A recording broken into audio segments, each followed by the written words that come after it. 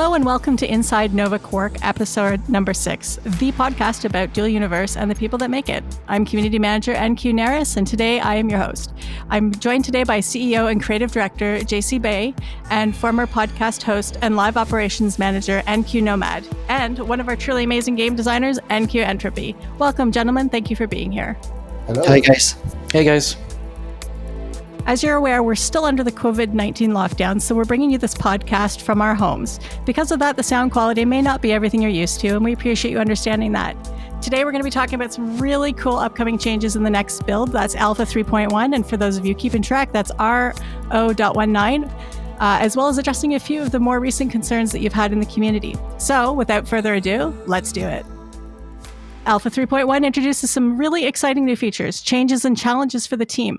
Let's talk about those things with some of the much anticipated features coming. With this being my first group podcast, I feel like a great segue to start the show is talking about the first-time user experience. I know the team's been working really hard at helping out new testers by bridging the learning curve a little bit. JC, can you take some time to introduce us to what we can expect with the first-time user experience? Yeah, sure. So as you said, there's a lot of work that is done on that matter right now. We are perfectly aware that the game in the current state is not, user-friendly. So that's what we're trying to address. It starts with the fact that we modified a little bit where you spawn. So you used to spawn inside the Ark ship. This is still the long-term goal, that you get into the Ark ship and you actually walk inside it, and there's a whole fantastic, introduction going on there. But we're going to skip that for now because it's a lot of work and we want to focus on the experience first. So you're going to spawn directly in what we call the district, which is an area where you're going to have a lot of tutorials available. We're going to talk more about that. But that's where you spawn. And from there, we are going to add a lot of things that are going to help you, to get an understanding of the game. So that starts with helpers. So whenever you look at something in the UI or in the 3D world, you'll be able to spawn by pressing H. You'll be able to spawn sort of a mini tutorial about what that thing is and what it does. So that's a sort of a proactive way of learning about the game. We're going to have also hints. So depending on what you're doing, some things might actually pop up to tell you what you should know about the current situations. We're going to also have achievements, which is things that are quite difficult to do in the game, but they serve as a sort of a passive way to learn about what you can do in the game, in fact, because they sort of state, the kind of things you could achieve. And of course, and that's the most important part, we're going to introduce a whole mechanic so that you can access tutorials, which is actually a very difficult thing to do in a single shard universe, if you think about it, because suppose you want to do a tutorial where you learn about mining. If you have only one reality that everybody is sharing, it's very hard, to make something where you're going to go at a certain point and mine there, because as soon as there will be like 10, 20, 100 people doing the same thing at the same place, it will be, probably completely mined out, and so it doesn't work like that. So we introduced the notion of tutorials, which are in the game presented as a sort of a VR station where you get into a simulation, and that actually gets you to a standalone version of the game where you can learn whatever you have to learn, piloting a ship, mining, doing the economy, and things like that. So this is what we are implementing at the moment. And so that's going to be a major improvement so that people can, interactively learn about the game features. There will be a voice that guides you and this kind of thing, so that it's going to be, we hope it's going to be really nice. But, depending on your playstyle, you might want to skip that and rely more on the hints or the helpers so that you discover things by yourself. There's always still, the Codex, which is like this huge amount of, sort of monolithic documentation about everything in your universe. So you have different modalities to actually discover the game as you prefer, with the kind of things that you like. And hopefully also after you've passed the first tutorial stage and you start to be going outside on your own, you still be supported by those hints and helpers that will actually be next to you, sort of whenever you need some hand to understand something that you skipped at the beginning. So this is a major investment. So that we get the game accessible, we get people to know what is there, what is possible, and then they choose. Of course, the point is not to do everything, but at least you are aware that certain gameplays are available. And if you want to learn more about them, there are many ways for you to do that. So that's it. That's about the first time user experience. And we're very hard at work on that. There's a dedicated team working on that. So the tutorials are going to be a really great way for the newer returning users to really understand the core concepts of Dual Universe and get their feet wet. This update's also bringing in some really cool quality of life and, can I just say, fun elements to play with too. Let's talk about some of those changes. Let's start with Entropy. Do you want to talk about some of the visual changes happening? Yeah, absolutely. There's actually a whole bunch of stuff in this category, so let's just get through it here. The first thing that I'm going to talk about here is the inventory and the container UI changes that we made. So we understood and we heard your feedback when we released the first version that we made a while back, I think for Alpha 3. You guys didn't absolutely love it. There was some good feedback, and we totally agreed. So we sort of went back to the drawing board. We changed what needed to be changed, and hopefully you guys like this new version. We have better filtering. It's now bigger. It's now not limited to half the screen now. It actually takes the whole screen up like before. We brought the info panel back, and hopefully it restored all of that functionality that you guys were missing, and then also improved on some of the other stuff. So we're still looking for feedback at that, and if you guys have anything to say, then go through the forums, go through Discord, and we'll be there to hear you guys out. The second thing here are the new elements. So I'm going to split this one in two categories here. The first are actually the element variations. And so this is sort of our first little step into this pool. And this is something that we want to keep expanding. We started with space engines and atmospheric engines. And so what are element variations? Variations are essentially the same element, but with different stats and hopefully different applications. So the idea is you can have an atmospheric engine with more thrust, but also more fuel consumption. You can have a space engine with better weight to power ratio, but a higher T50, a higher warm up. And so the idea is to have a range of engines in this case that can be used for different applications, and then you guys can sort of like pick and choose which ones are more appropriate. If you're making a cargo ship, there's going to be things that makes more sense there. If you're making a fast fighter, there's going to be things that make more sense there. If you care about fuel consumption, or if you don't, all these things are now things that you can take into account and sort of pick the engine that you prefer. So as I said, we started with space and atmo engines. This is something that we're looking to expand into all types of elements and have all sorts of variations, potentially for weapons and maybe even for containers and other things like that. So that's pretty cool. The second category of new elements that we're bringing are what we're calling decorative, but hopefully these also affect gameplay. We have 3 or 4 new elements for you guys here today, and they're all sort of targeted at small little changes that we think would help you guys build better looking ships, essentially. The first one is actually the ship fuel intake. So when you're building a ship, usually you don't necessarily want to expose your fuel tanks. Maybe you're building a PvP ship and obviously you don't want it to get shot, but even if you're building a normal ship, it doesn't seem very smart necessarily to have your fuel tanks hanging outside on the side of the hull. Sometimes it can be pretty, but not always. However, the problem with that is that you do sort of need to refuel them. So it means that you do need access to these fuel tanks at some point. And we've seen players do some really clever things with voxels in order to sort of fit all that together. But the ship fuel intake is actually a very small element. It takes the size of exactly one voxel, and it is just literally a little bit of a hole, so you can raycast through it and target a fuel tank through a little wall, and it makes it look a lot nicer, and hopefully you guys can do some cool stuff with that. The second element that we have here are hatches. So exactly like you would have on a submarine. We've noticed that we didn't really have any options for entering ships from above and under, and players were sort of relying on some of the sliding doors or some of the normal doors, which they were putting horizontally.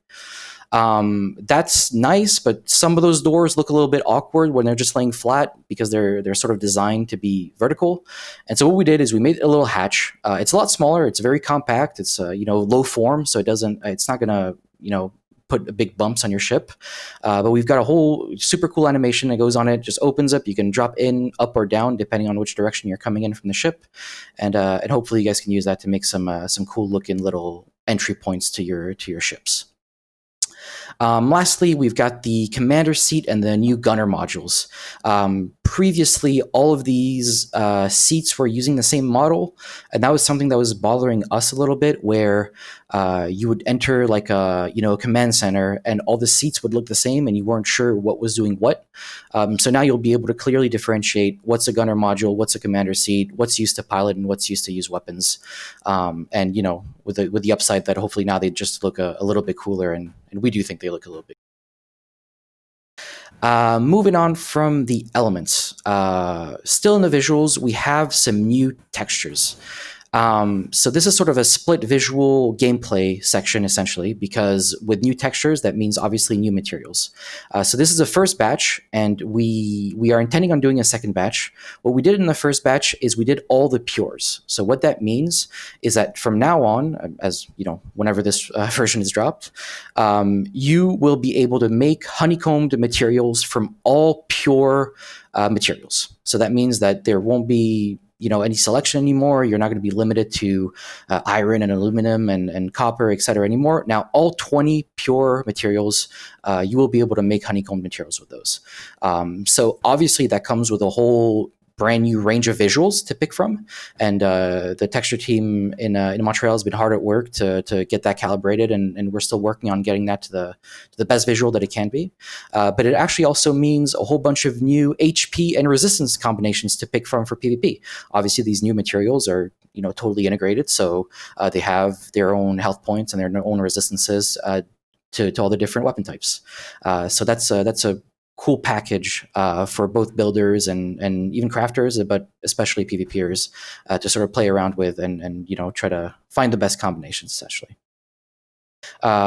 So we will get to products. First, we're shipping the pures, and then products are coming in a little bit later.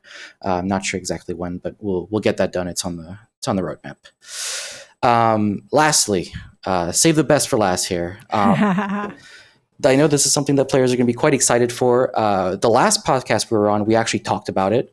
And this is the issue with leaving very small bits of ores when you're mining, and having that totally pollute the scanner, and hoping to find a super valuable piece of ore, but then it's also just like a miniature nugget stuck in a corner and everything's already been mined.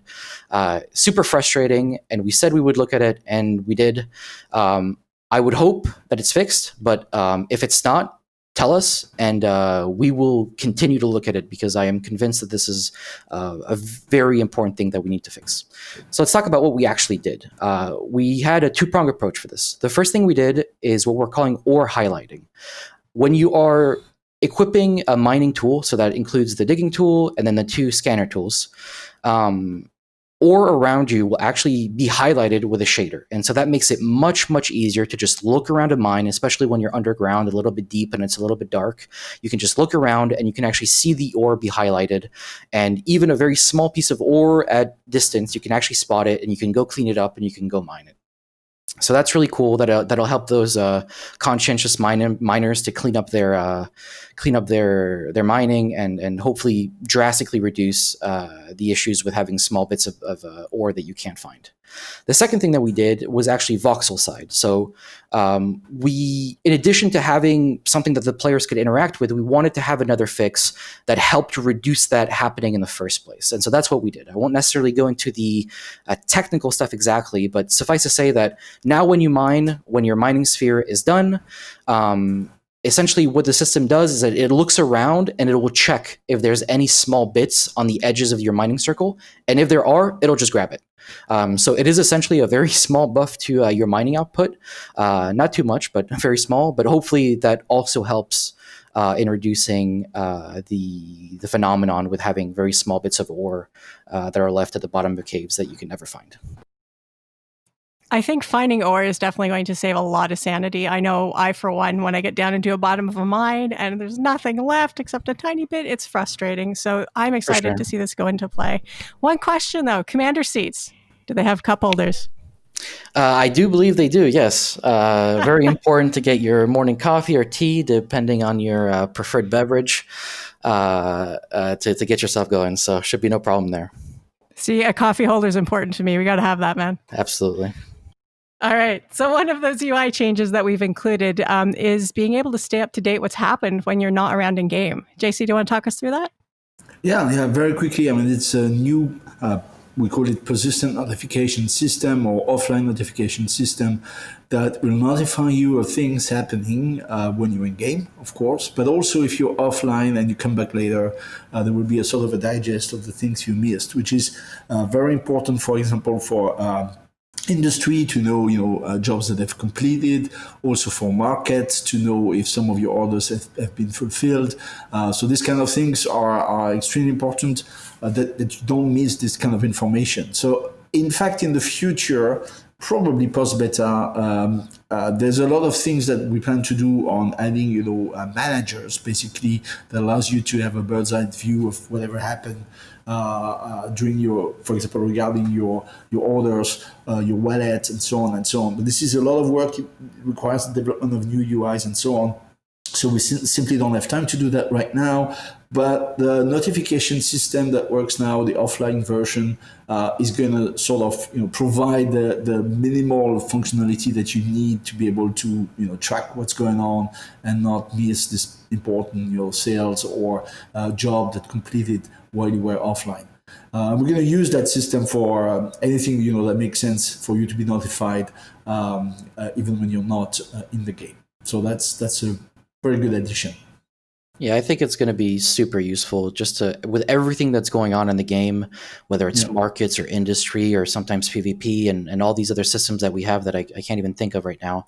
Being able to know what's been happening in the past 12 hours or maybe even sometimes longer if you're away for a while, it's just going to be super, super useful. So I think that's a great change. To be honest, actually, some of those gameplays were simply broken without that. Yeah. You can't. If you Very have hard to interact with. 100 orders or 100 things running, and how do you know that something has happened? You go to each of them to check their state. It doesn't make sense. So this gameplay was basically broken because the system was missing.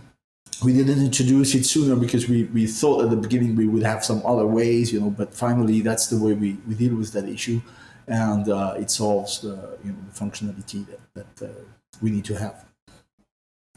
Notifications are definitely going to be helpful for everyone because, occasionally the memory's not so good and we don't know what's going on in our lives in the real world or in the game. And sometimes you just wake up not really knowing where you are anymore. There has been some changes to how the resurrection nodes work and spawning. Entropy, do you want to walk us through the new changes? Yeah, absolutely. We took a little bit of time to look at the resurrection nodes. Their implementation dated from very, very long time ago. I would have thought it was maybe one of the first things because it existed before I got here and it was still the exact same when we were taking a look at it. We wanted to expand a little bit of that functionality, have a little bit more options. So the main change and the main difference going forward here is that you can now bind yourself to multiple resurrection nodes. So you will no longer be limited to one resurrection node where you always have to respawn to that one when you die or when you suicide.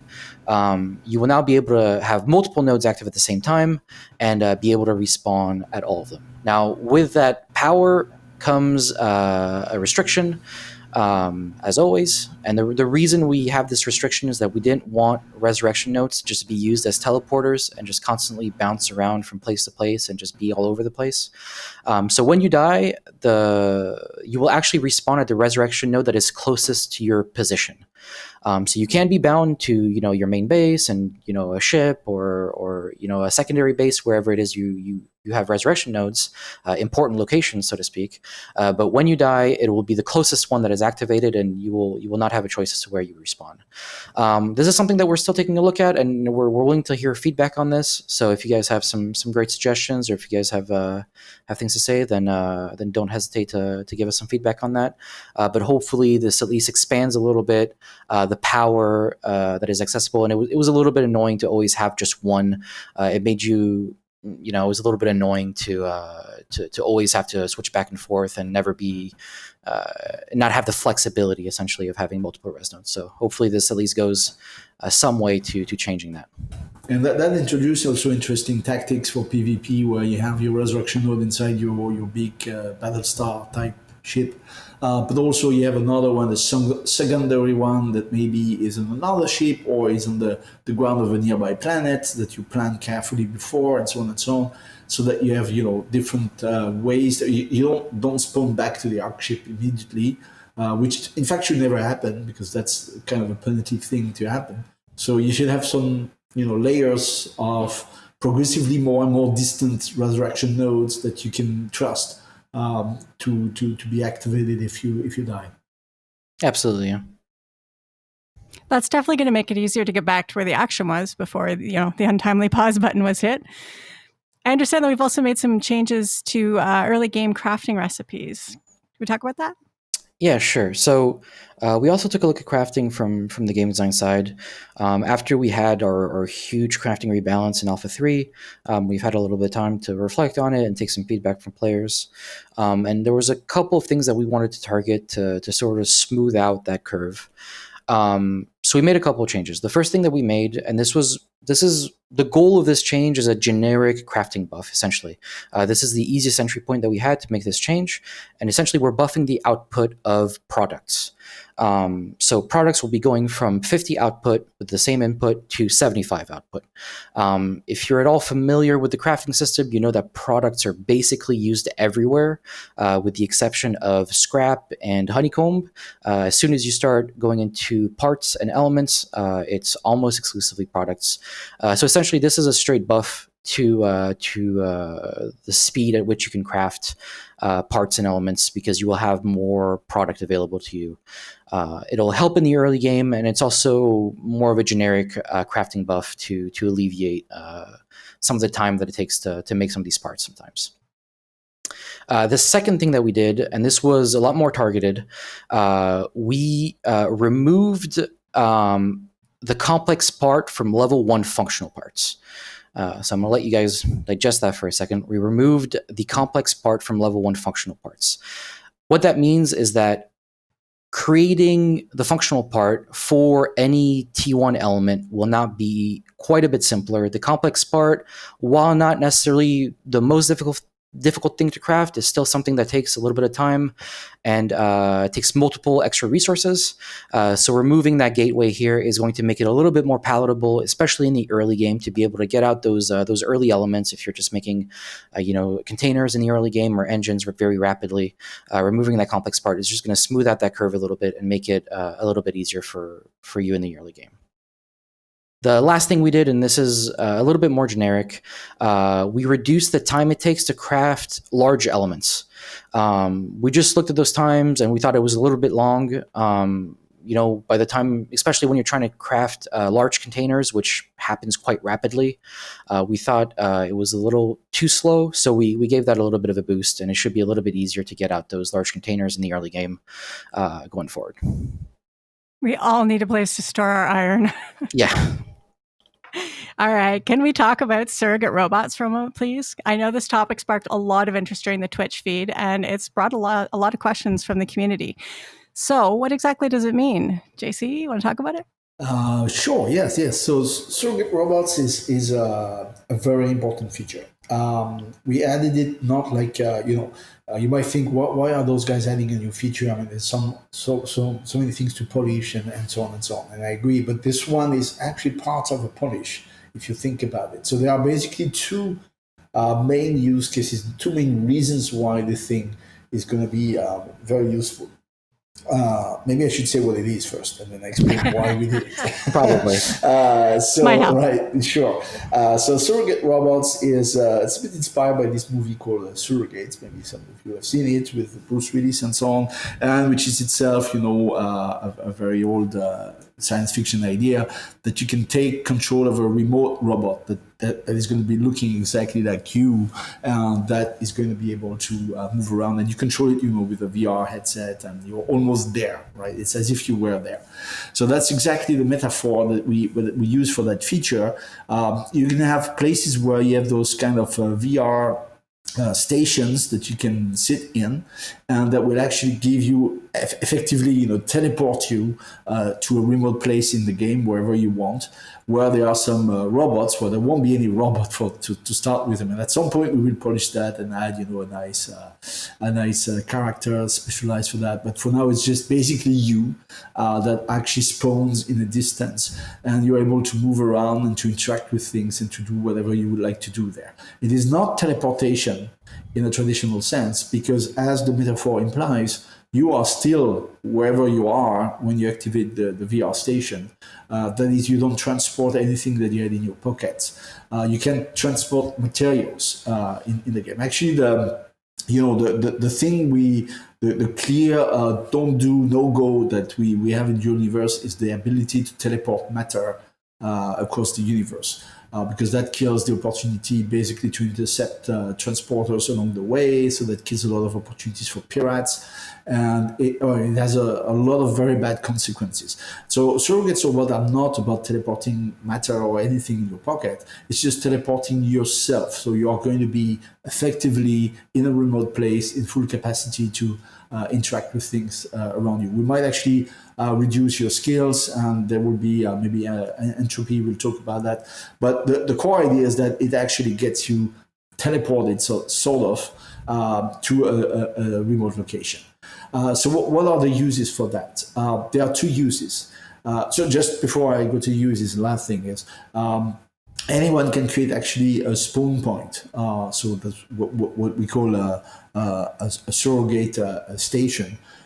So you can put that on your construct. So you have made a wonderful construct. You want to invite people to go and visit it. You can actually deploy something, a station, a rival station, if you want, that is going to be a possible destination for whoever wants to visit something in your universe. So it's a way to advertise your construct to other players.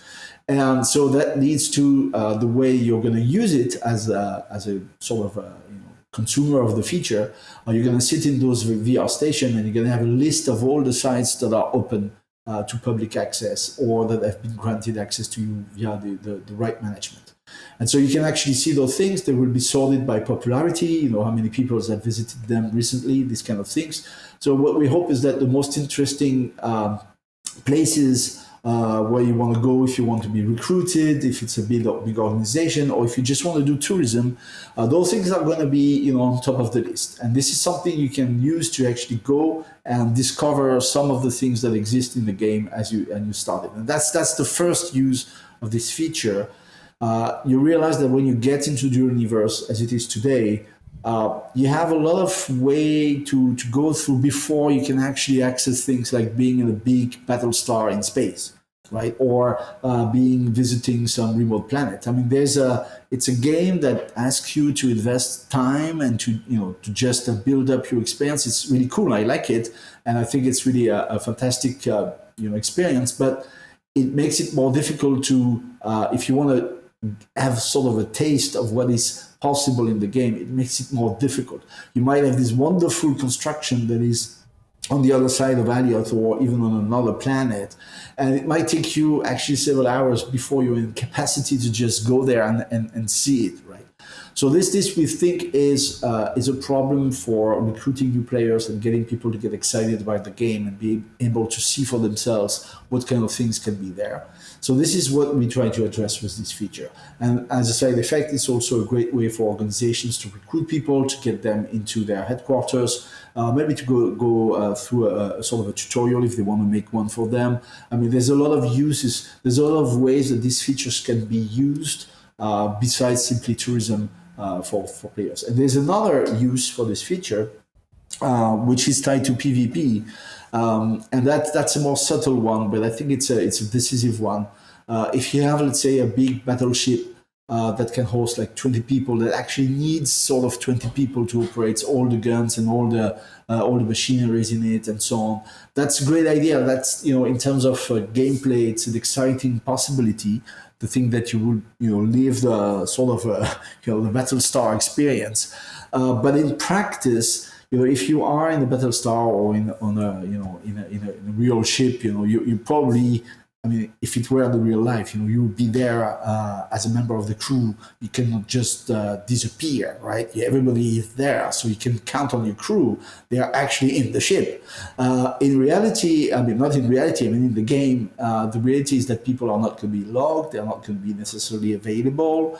And for all sorts of reasons, being able to have a crew of 20 people is a challenge. You can't rely on the fact that you will have 20 people available online and connected if you're attacked and you need to fight back. So that's where the surrogate robots also can be of help, because if you have a large organization, you have actually a lot of players of the organization connected, but they are not in this battle star or this battleship. Sorry, I'm a bit intoxicated by Battlestar Galactica, but you get you get where I come from. Well, you're inside that big ship, right? And you need to actually get at least 10 or 15 people to operate the weaponries and so on. You can actually call for help, and people can use the stations and use the surrogate features to actually populate your ship and be able to do something about it. And that's a design flow, if you don't have that we have seen in other games that trying to create crews on board large ships. It's a nice idea in reality because people are stuck to the ship and they are necessarily there, but you have to solve the issue in a game like us to actually get those seats occupied by players. And that's part of the answer. Of course, we're going to have to, battle test that, sort of, so that we see if that's the proper answer. But that's one of the directions we're exploring to solve this problem of, getting a crew on your ship when you really need it. Yeah. So maybe you want to add something, NQ-Entropy? Yeah, absolutely. I think one thing that's important to mention here is when we were sort of in the design talks for this, one of the things that we wanted and that we fought for was that we wanted to keep this as open as possible. And so I'm really excited for potentially all the emergent cases that could happen by having surrogates interact with everything that we have in the game. You can go into a surrogate, go into a market, buy stuff off the market, move it to a transport or give it to a friend, barter it to somebody, move around. You can even get into a ship, go back to your base and watch yourself in the VR station.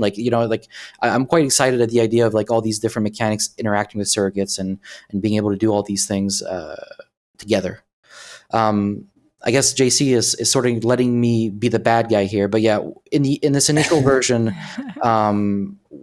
surrogates will not have access to talents. So it is a little bit of a brute force approach at this point. Maybe we can finesse that a little bit more in the future. We just need to be very, very careful about it still being important to actually be a person and be actually doing things. We don't want surrogates to just flat replace everything and you just do everything from the surrogate pod, because I think that would be quite boring and probably problematic for us. So being a person and being in different areas and being able to use your skills and talents is still something that we want to retain, but also have the surrogates interact with the rest of the world. So we're looking forward to seeing how that works out, and maybe the talent thing is something that we can tweak and restrict in different ways if it comes out that it's not that big of a problem. But yeah, for now, to make sure that we're not messing anything up too bad, this is the direction that we're going to take with talents as the big restriction. Yeah, you're right. I mean, it should be better to have an actual crew on your ship and people actually there. So the surrogate is a way to not be completely naked, if you want, but it's not going to be as good as having people actually there. So that makes sense. And So it's definitely going to make getting around a lot easier if you want to go see the sites, take a shopping trip. I am a really impatient pilot. I'm sure you guys have already figured this out. So what about day-to-day life? Getting out, seeing the sites faster, it's all about the speed. And I know you're really excited about this one, JC. So I'm going to say, take it away. Let's talk warp drives. Okay, warp drive. So it's a bit like, it's not so disconnected from what we just said before. But currently, if you want to move from one planet to another, it can take you several hours. Yeah, from 1 hour to, I think, 3-4 hours to actually go from one planet to the other. That's interesting. It shows that the universe is vast, that, there's There's a sort of reality to distances. As I said, it's not a game where you teleport and things like that. So is going to stay. But we added a way for you to shortcut that. It's going to be expensive if you want to use that feature, because it's basically sort of a shortcut, but this is our warp drive. So that allows you'll be able to equip your ship with a warp drive, and if that's the case, this warp drive is going to be able to use warp cells from a container that is linked to your warp drive. And if that's the case, you'll be able to travel at very, very high speed, either towards a planet or any celestial body like a moon. So you can actually select that as a destination and warp there. Or you can also warp to a station, so only large stations that are going to be equipped with warp beacons. So suppose you have a large, organization that has its own space station. They can eventually, deploy a warp beacon, and after 24 hours, this is going to be active, and anyone in the organization will be able to warp there. Not anyone in general, only the people from the organization.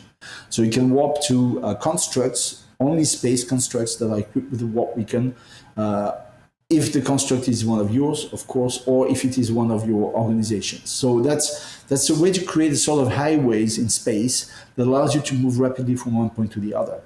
And this is absolutely essential for the development of commerce, because if you have 5 hours to travel from one planet to the other, I mean, some players will find it fun, and it's kind of very realistic if you want. But let's be realist. I mean, it's not going to be something most people do. So that will considerably slow down the commercial exchanges between the planets. Probably that would, force us to make such that, every planet is sort of equivalent. You have all sorts of different ores that are the same, because, it's so hard to actually go to another planet to get some other ore. So that would have consequences on the equilibrium of the game, and that's not what we wanted. We wanted to have an economy where basically any planet can trade with any other planet, and that's kind of a no-brainer. Maybe you pay someone who's dedicated to logistics and is going to invest in the warp cells that are needed to warp. It's not a problem, but it gets done, and the economy is really fluid, and you can really have exchanges between different parts of the game. So that's a very important thing. That's what warp drives are going to bring on the table. And so you might think, okay, but that's a way perhaps to escape if you're attacked during a combat. No, because there will be cooldowns. I mean, as soon as you shot at, you won't be able to warp for a certain amount of time. I think something like 20 minutes. So that's kind of a way to prevent abuses on that side.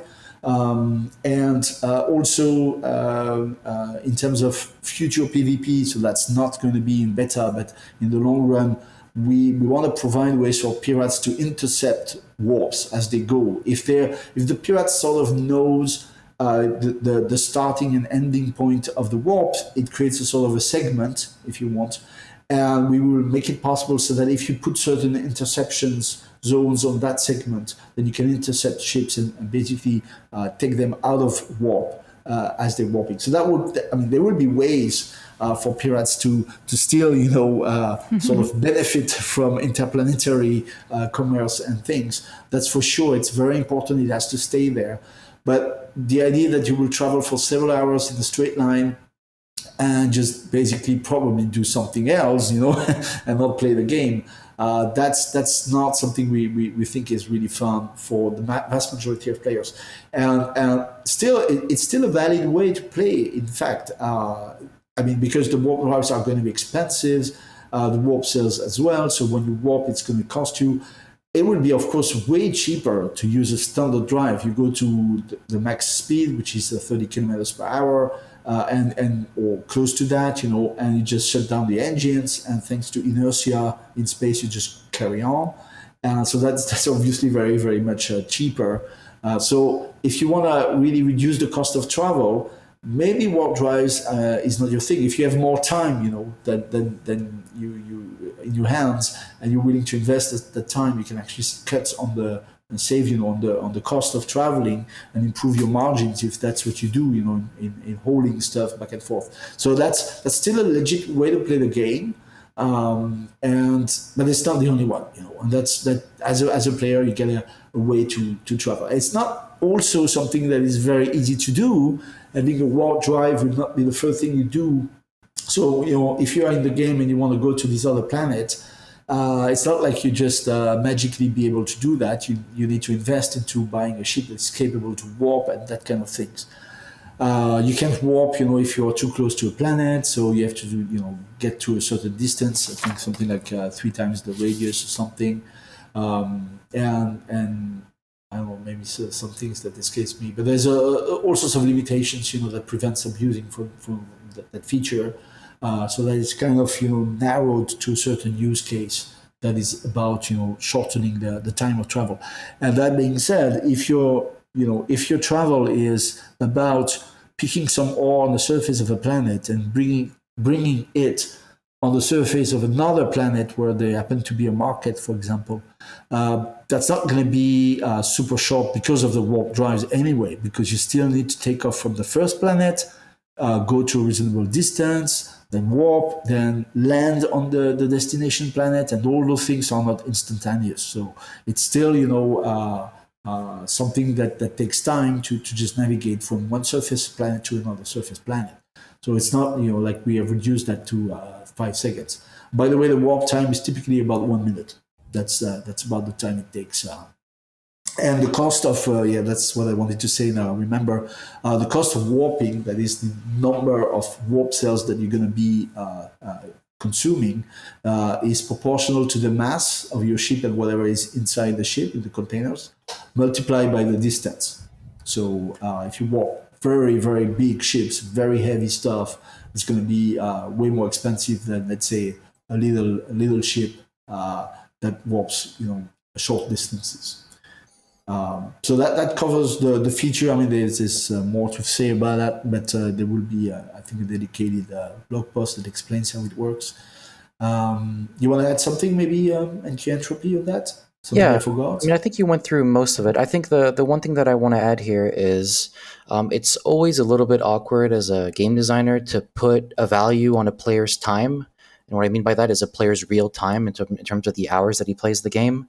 So something that we were probably going to need help with is figuring out the balance of how much it costs for how much time you gain, and that the whole interaction between using warp drives and using normal drives, and sort of finding that good balance where everybody sort of feels happy about what's going on and no one feels like they're being cheated, or it's too expensive and only rich people can use it, or it's way too expensive and no one can use it, and just sort of finding that middle ground where everybody's kind of happy about it. And I think that's probably something that we're going to need help with.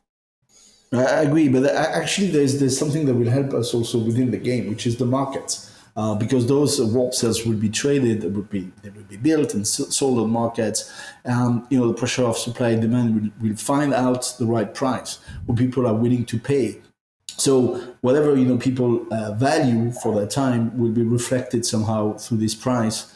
If it's too expensive, people will fall back to not using the warp drives because they can use the standard methods, and so people will not sell that much warp cells anymore, and so the price is going to go lower, and though mechanically I think this is going to be regulated, but what we need to get right is the recipe so that it makes sense to start with, and because the market globally is going to equilibrate a lot of things, and it's very possible that certain items will have a market price that is way above their raw materials cost plus the time it takes to manufacture them, because they have a perceived value by the customers, yes, the people who are actually buying this item in the game, that is higher, and that's what markets do.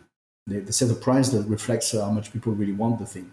Yeah, absolutely. I think I agree with everything that you said. I just think that you also highlighted why it's a complex issue, because including markets and all of this makes it that we have to be careful with the balancing and how we deal with these numbers. And gathering your feedback is something we're going to be spending a lot of time doing, obviously, in the community. And we're looking forward to hearing what you guys have to say about it. I know I, for one, am really excited to get my Zoom on. But quality of life can extend outside of the game, too. I want to move into talking some about that. We're constantly being asked about remapping of keys to truly make the game your own experience. Can we get some news on that? Let's go to Nomad. We haven't heard from you yet. Yeah, sure. Dual Universe is a PC game, and that obviously brings a few expectations regarding the kind of options available to customize the player experience from the get-go. Rebinding your keys is a basic functionality for a PC game. So even if everybody can tell that we've been very busy shipping lots of features and content for the game for the past 2 years, that kind of quality of life functionality was long overdue, really. Jesse talked about the FTUE improvements, and customized controls are also part of a better overall experience and player onboarding as a whole. If the default control layout does not suit you, it's nice to change it to ease things up a bit. We're all different in our tastes. Maybe some players have some difficulties and some conditions that prevent them from playing games easily. So that's a first step to ease everyone's life. We squeezed that in our production planning, and we have other stuff we'll add in the future to improve the use accessibility. So for now, you should be able to change keys as you see fit and to use any controller in theory, even the amazing Microsoft Adaptive Controller. It won't be Wow, cool. 100%. Yeah, it's cool. From the information I got, it won't be 100% perfect support, but it should allow a better ease of use at least, and we'll try to improve things along the way with future updates. As usual, expect a few bugs here and there, and feedback will be important so we can fix and refine. Yeah. Control is so important, especially in a project as big as Dual Universe. You need to be able to move where you want to go, when you want to go, and how you want to get there. That's great. So we can zip around the universe now. We've got better controls happening. I definitely sense a shopping trip in my future, and I'm really excited about this one. JC, there's some cool changes happening in the market. You want to talk about the Nanopack? Yeah. This is one of those things we needed to do because it was kind of broken otherwise. So it's not like we discovered the problem. We knew. It's just that this was a much needed next step on the market interfaces. The nano market is simply put that you have a sort of a market interface within your nanoformer. That means you can access the markets and have an overview of what's available in terms of what's on sales, and where they are and at what price from anywhere. You just pop that interface and you can get that access. And in the past, you had to actually physically go to a market pod, so you had to go to a certain place to get access to this market information. And that was sort of breaking, the whole market and basically the economy and basically a lot of things. As I said just before, the market equilibrium and the part that the market is playing in the balance of the game is significant. It's like the central nervous system for the game. So it has to work, and it has to work without having some sort of artificial barriers that prevents you from using it, and having to actually move to a physical market that could very well be very far from where you currently are, just to get the information about your options in terms of what can I buy, and should I actually buy it or should I craft it? What's are my options? That was a sort of a killer. It was killing the feature. So you had basically to build your stuff and build your life not too far away from markets, because you constantly have to go there just to check basic things. So this is gone now with the Nanopack, the Nano Market, access that will allow you to get this information from anywhere. And then you make your decision. Maybe you want to buy the thing, and now you know that it's available there. You do the order, you fulfill the order, and the thing is going to be waiting for you in the market container in that particular market. So you still have to go to the market, of course, because again, items, objects do not teleport, so they don't appear in your pocket because you just bought it on a distant market. So you can buy it from a distant market from where you are, but you can already you have more possibility to develop a strategy here. You can look at what is there in all the markets that are around you and decide that, okay, well, this one is a bit further, but it's really cheaper compared to that one that is closer. So I'm going to go to the one that is cheaper and further because I don't care about traveling for whatever reason. I have more time than I have money, for example, so I want to do this. Or, my time is very important, so I'm going to get that one that is close. It's a bit more expensive, but it's okay. So that kind of trade-off will be available to you without actually having to go to any market first. That might not be the one that you want to use for your purchase. but it happens to be necessary to go there otherwise. So that's kind of fixed, and we're going to add also much more markets on every planet, so that you don't necessarily have to travel a long distance to get what you need. We understand that some of those markets might not be really used. Some of them will be kind of elected by the players as being, the place where you buy and sell most of your things. That's going to be emerging, by the player interactions. We don't know what kind of market is going to be popular, and some will be not popular. But that doesn't really matter, because that will emerge, and from your nano market access, you'll be able to see all this and make your decision based on the information that is given to you. So that's, in fact, it's a super important feature, because it sort of fixes the whole market thing that we had so far in the game. And we hope that people are going to use more and more the markets, because I'm going to say it again, but in your universe, it's not about crafting everything you need. It's actually more about buying everything you need. Maybe you may like and enjoy crafting. Actually, you make it your specialty in the game, and that's how you make money, as you provide, those end products to people who need them, and they buy them from you. So that's a perfectly legit and I think super cool way of playing the game. But for most other people, they don't want to craft, or they just craft basic stuff. I mean, they don't want to invest into building factories, and that's perfectly normal. And you just go on the markets and you buy what you need. That's the spirit of what we're trying to do. The market is a sort of a hub that connects all the players together, and hence the analogy was a sort of a central nervous system. So it's very important that it works very well, and we're going to continue, I think, to improve it. And it's not over. There's we would like to see, as I said, a history, a journal of your wallet, what happened, and so on and so on. And in a sense, the offline notification system is a step in this direction. Contributes also to make the market a viable option in the game. You can become a trader now. You can, your experience of the game could be about markets, and that's what you do. So this is part of the efforts we're deploying to get this system to work really well. Yeah, I didn't want to spoil it earlier, but I think there's some super interesting things to do now between the nano market and the surrogates. I think putting those two together creates a lot of interaction that I really like. Yeah, definitely, yes. So we've talked some really cool stuff today, the really cool things coming into the game in 3.1, but I want to take a moment and talk about some of the not so cool moments that we've experienced as testers. It's a concern for our community, and I want to talk about what we're doing to resolve the issues that are at hand. One of the biggest complaints that we've been hearing lately with the trending is the much dreaded pending operations. And I'm sure some of you saw on our social media channels, we recently showed a ship off that's been called the pending operations. It's a fantastic little ship. I quite like it. Yeah. I know there's been a lot of work done around improving what's going on in the community, and they are asking to see what those changes are. Can you guys give our listeners a little more insight into what we've been facing and what we're doing to fix those issues? Yeah, so basically, in the past, we designed something that was a bit rough but functional enough to be delivered to players. The system was more prototype in a way and not robust enough. That was expected, and we were not satisfied with it at all, of course. So we started over the past few months to create a stronger architecture to handle the voxel operations between the client and the server.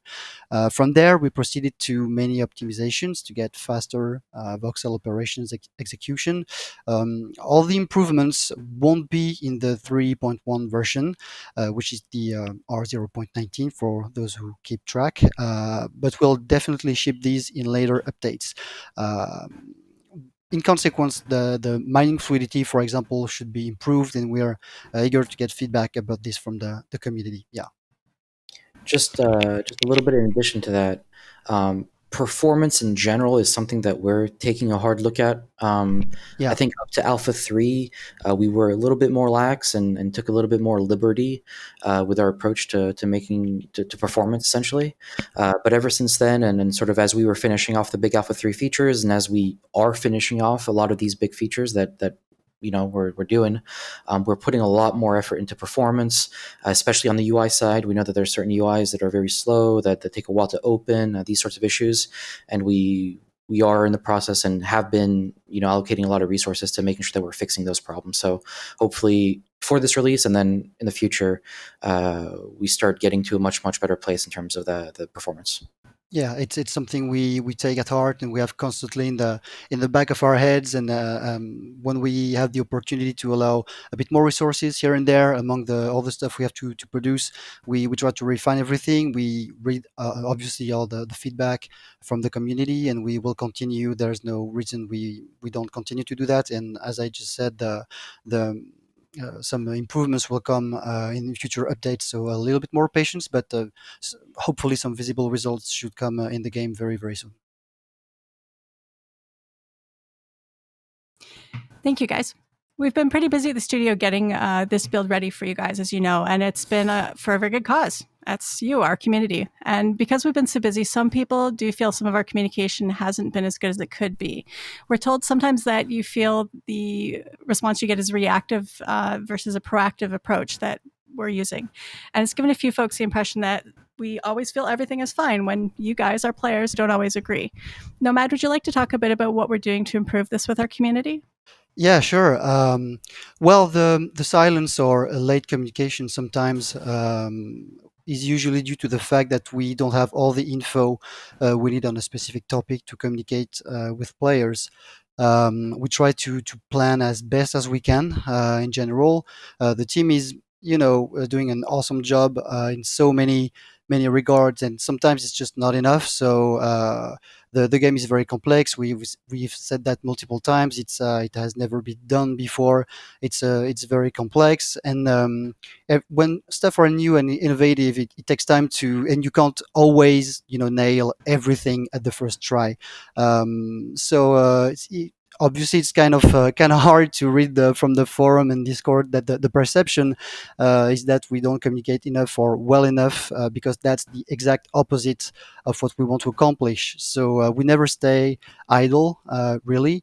It's worth mentioning, for the sake of transparency, to explain things to our players, that we had some recent changes in our QA team, for example, both planned and unplanned. We had to adjust. Everybody probably heard about the global pandemic happening, and while things are under control at the company, it had an impact on the general remote work for the whole team. While we were prepared for that even before the official announcements, it adds more time to do everything, for sure. What took 10 minutes to figure out on a normal day by going to see a developer at his desk can now take hours. The availability of people is different between the extra written exchanges needed on the internal messaging system, the emails, the conference calls, etc. So it's even harder when everybody has a tight schedule. So we definitely don't stay idle when we read such comments. The good news is we still succeed to hire new employees during these hard times. And the thing is that the onboarding them takes time too.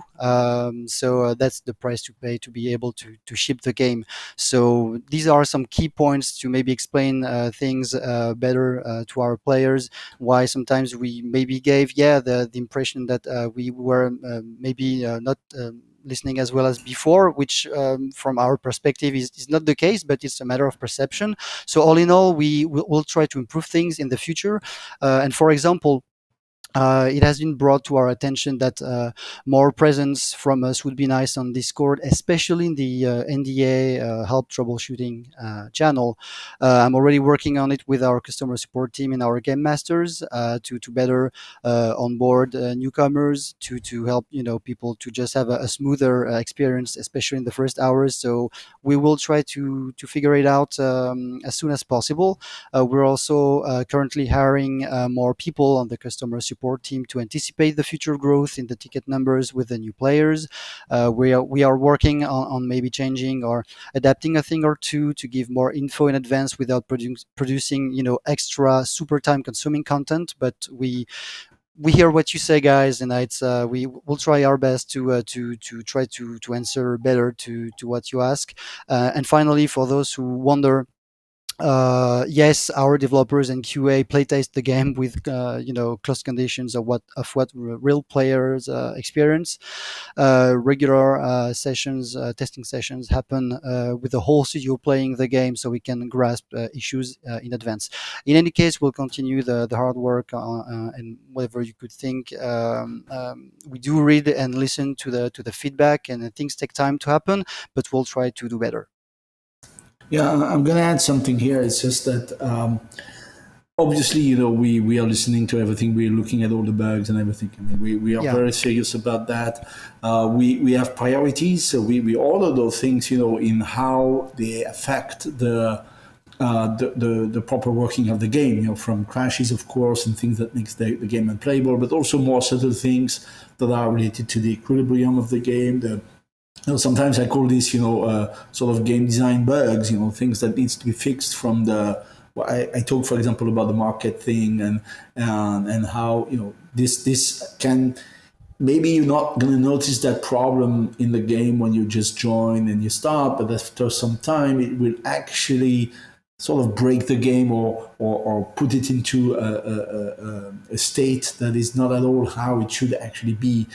So that's all part of the things we try to address. As a player, you report bugs and issues that are at the level of the player, so things you see, things you experience. There are also a lot of issues that are more internal, like related to the technology or things that you might not even realize that there's a problem there yet, because, for example, the conditions that will trigger the problem are not happening when there are not a huge number of players in the game or things like that. But we know that there are something that's going to break, and that gets, for example, ranked high in the priority, so it gets handled before other things that you see. So in other words, in the list of issues that we have to deal with, there are the issues that you players you see, and they are intertwined with other issues that you have no idea about, but they are also very important, and they are ranked together with the others. So that might actually end up having that some developer that would have to deal with a perceived issue that you see as a player.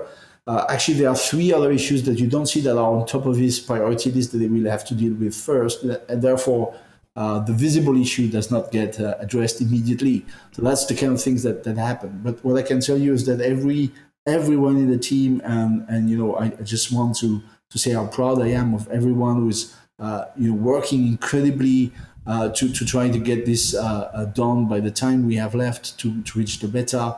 So everybody is working very hard, and there's no one who is like thinks that everything is fine. Everybody is working very hard to try to fix everything. There's just an order of priority based on our judgment on how this is going to affect the game. And there are a lot of problems that are not visible to players, but that still need to be addressed. So that's the what's happening. But as you said, Nomad, rest assured that any problem that exists is known, and it's inside our system, and it's going to be addressed eventually. Sooner or later, depending on how it relates to other issues and the priority, the respective priorities. So, it's a complex problem, complex project. Sorry, it comes with all sorts of problems. We are a relatively small team. If you consider the scope of that game, hopefully, in the future this is going to grow. But for now, we are a relatively small team, and that's a huge challenge, and I think we're doing pretty well. And the team is really doing an amazing job to fix those things. So I would say, don't assume, that we don't care. For sure, we do, and we're going to get everything fixed. Okay. I think as the relative newbie here, it's safe for me to say the passion that I see not only from the team, but the community together. This is such an amazing project. And I mean, for those of you listening to this podcast today, I want you to understand the passion is there, and we're going to make everything the best we can for you guys. Yeah. So I'm going to backtrack a little bit because I think I missed a topic here I want to touch on, and that's the territory claim unit. We recently introduced this after the wipe happened, and every player got a free one. It's outside on the left down the ramp if you missed it. It had some mixed reactions, and we didn't maybe explain it as well as we could have the first time around. JC, do you want to talk about it? Tell us what it's really for, how it should be used? Yeah. So the one of the primary function of territory units is that uh, you are able to secure a piece of land where you can control through the right and duty management system. You can control who has the right to deploy new construction in this territory, or simply edit the territory, which is basically digging in this territory. So that has always been anticipated that this is a fundamental thing that we need to have in the game, so that we deal with let's say a form of griefing where you get people who basically go in your garden and start to dig holes in it, right? So that's it's not a new thing.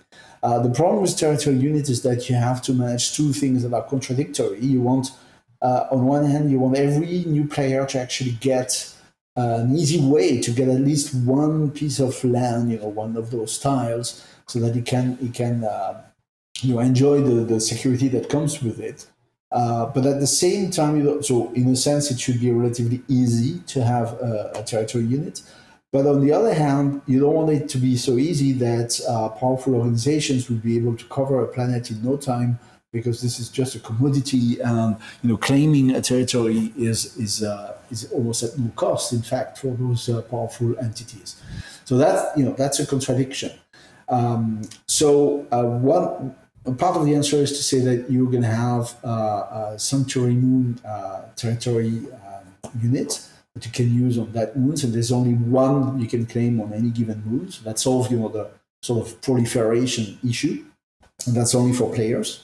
But that is not enough, because getting to a moon is going to take time, and actually this gameplay is not fully implemented yet.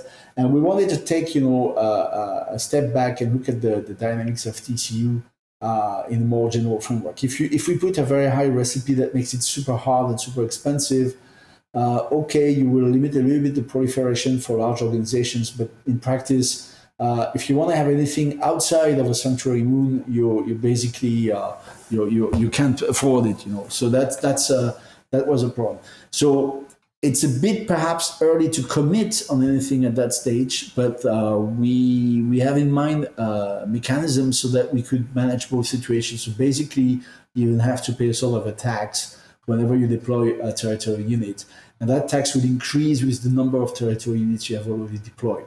That's the core idea that is behind what we're looking at.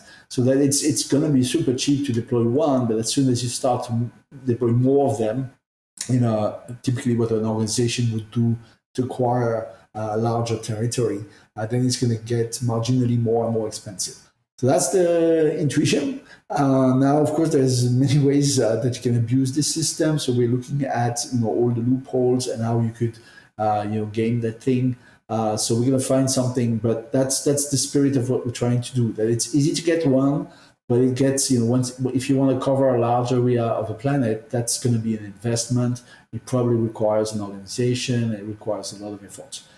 Now, in the future, after beta, there will be things like the fact that through PvP you can conquer a territory, so basically destroy a territory unit and put your own on the territory on the tile. So that will of course change the dynamics of all the things, make it more interesting. The plan is also at some point to introduce a mechanism so that you can actually sell territory tiles that you've claimed. So there will be a sort of a real estate market, sort of, where again the market is going to help to figure out what's the value of a tile. And some tiles will be effectively very, very cheap. Even if the whole planet has been covered with territory units, it doesn't mean that it's going to be hard for you to get one tile.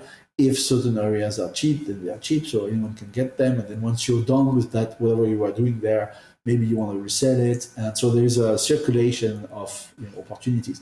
That, unfortunately, is not going to come for beta. It requires a lot of dedicated gameplay mechanisms and so on. We don't have time, and we consider it's not game breaking enough to make it through beta.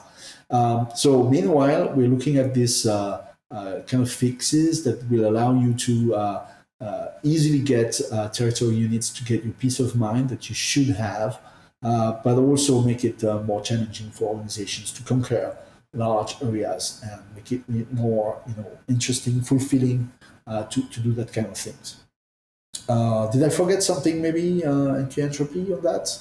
No, I think you covered it pretty well. I think the only thing that I want to add is that maybe we rushed a little bit into the solution here, but it's Yeah. it's up. As I said, it's still in discussion. I mean, Yeah, exactly.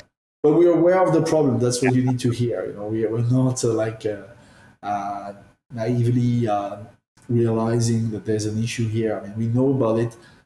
It's part of the first things we discussed actually about the game to prevent this kind of abuses that we've seen.